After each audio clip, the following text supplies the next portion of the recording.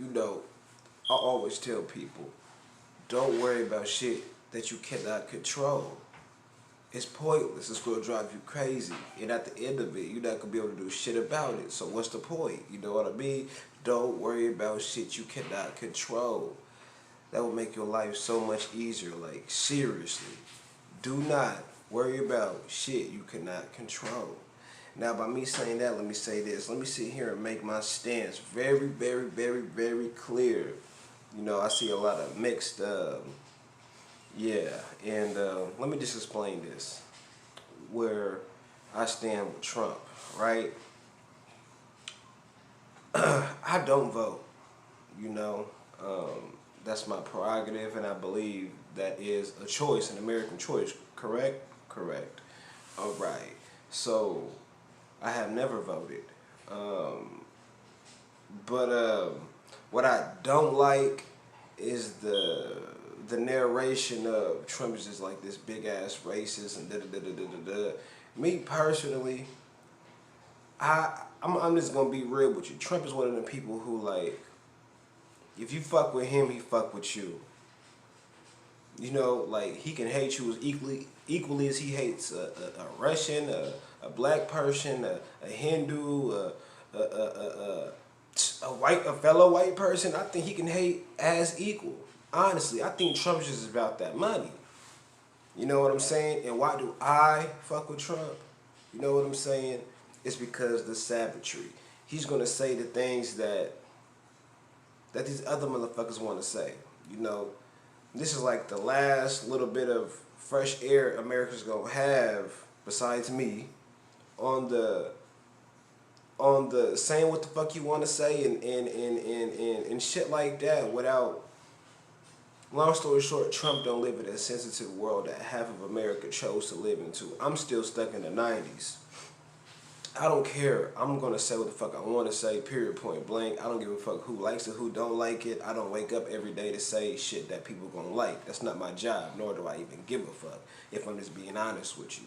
You know what I'm saying? I don't even like when white people come on my reaction channel and they're trying to talk to me like that Black Lives Matter bullshit. Like, they're trying to talk to me like they have to be all nice and shit. You ain't got to be nice to me about shit. You know what I mean? Like, when you come on vintage reactions, speak your mind. You know what I mean? Like, I'm not finna cry. I'm not finna be butthurt or none of that shit.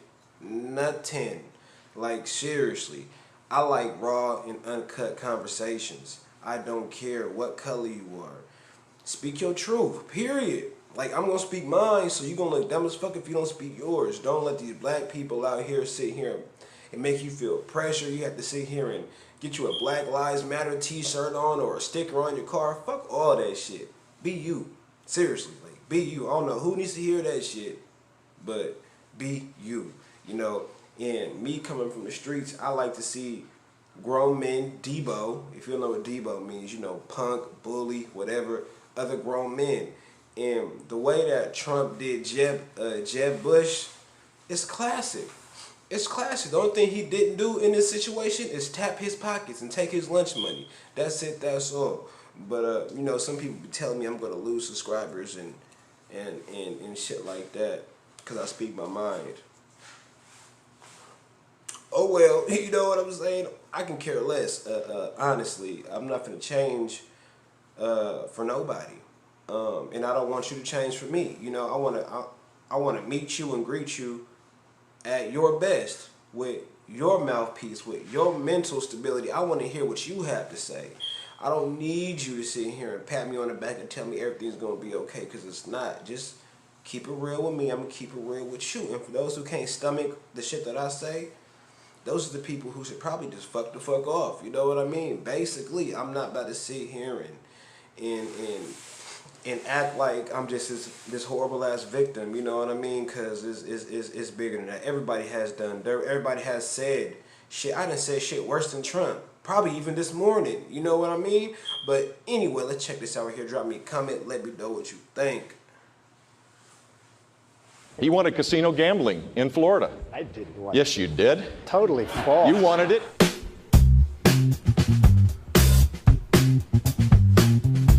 See you there. Fake news.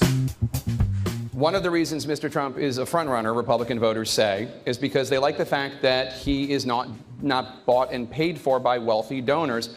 Mr. Trump has repeatedly said that the $100 million you've raised for your campaign makes you a puppet for your donors. Are you? No, absolutely not. People are supporting me because I have a proven record of conservative leadership, where I cut taxes $19 billion over 8 years. We shrunk the state government workforce. We created a climate that led the nation in job growth 7 out of 8 years. We were one of 2 states to go to AAA bond rating. People know that we need principle-centered leadership, a disruptor to go to Washington, D.C. The one guy that had some special interest that I know of that tried to get me to change my views on something that was generous and gave me money was Donald Trump. He wanted casino gambling in Florida. I did want Yes, you did. Totally false. You wanted it, and you didn't get it because I was it. opposed to casino gambling I before, promise I would've during, gotten it. and after. And that's not, I'm not going to be bought by anybody. I promise, if I wanted it, I would have gotten it. No way, man. Believe me. Nope. I know my people. Not even possible. I know my people. Is there anything else you want to say about this? No, I just will tell you that, Jeb made the statement. I'm not only referring to him. A lot of money was raised by a lot of different people that are standing up here. And the donors, the special interests, the lobbyists have very strong power over these people. I'm spending all of my money. I'm not getting any. I turned down so much. I could have right now from special interests and donors, I could have double and triple what he's got. I've turned it down. I've turned down last week $5 million from somebody. So I will tell you, I understand the game. I've been on the other side all of my life, and they have a lot of control over our politicians. And I don't say that favorably, and I'm not sure if there's another system, but I say this, I am not accepting any money from anybody. Nobody has control of me other than the people of this country. I'm going to do the right thing. You got, according to to what you said on one of the talk shows, you got Hillary Clinton to go to your wedding. That's because true. you gave her money. True. Maybe it works for Hillary Clinton. It doesn't work Jeff, for anybody on this stage. I was a businessman. I got along with Clinton. I got along with everybody. Yeah. That was my job, to get along with people. But the I didn't simple want fact is, excuse me, 1 second. No. I The didn't simple want to. fact is, Jeff, Donald, you good. cannot take more energy tonight. I like No. that. Look, I was asked the question. I didn't want.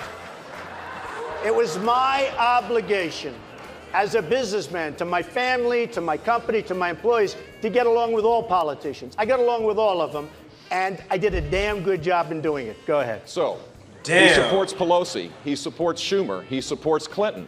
Got along with everybody. And when he asked Florida to have casino gambling, we said no. Wrong. We said no, and that's the simple fact. The simple don't fact make things is, up, Jeff. Don't cut me off. Come sir. on, don't make. Bush, Mr. Trump has suggested that your views on immigration are influenced by your Mexican-born wife. He said that, quote, if my wife were from Mexico, I think I would have a soft spot for people from Mexico. Did Mr. Trump go too far in invoking your wife? He did. He did.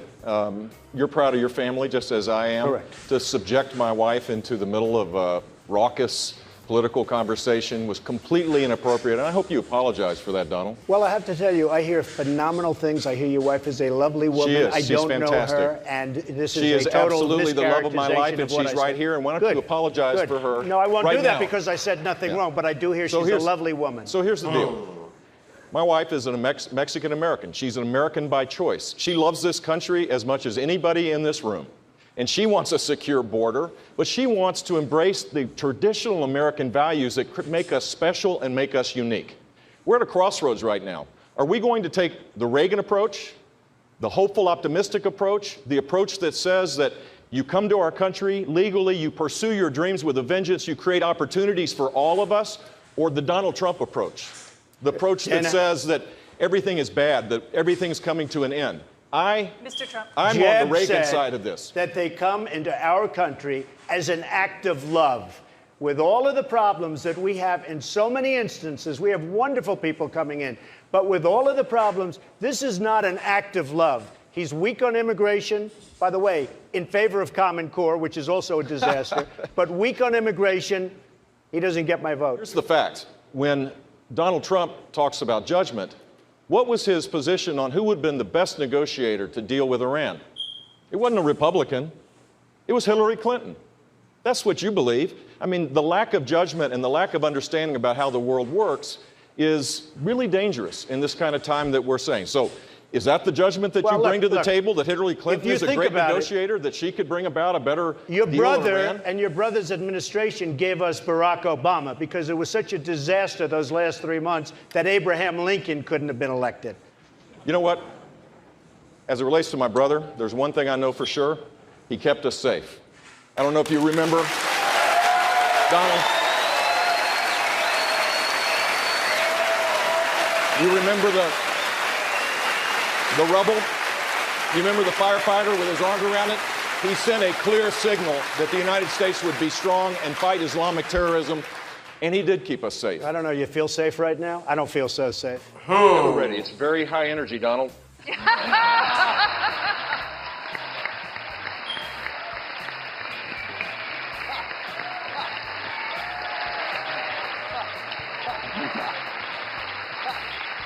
Mr. Trump? Humble. That's a good one.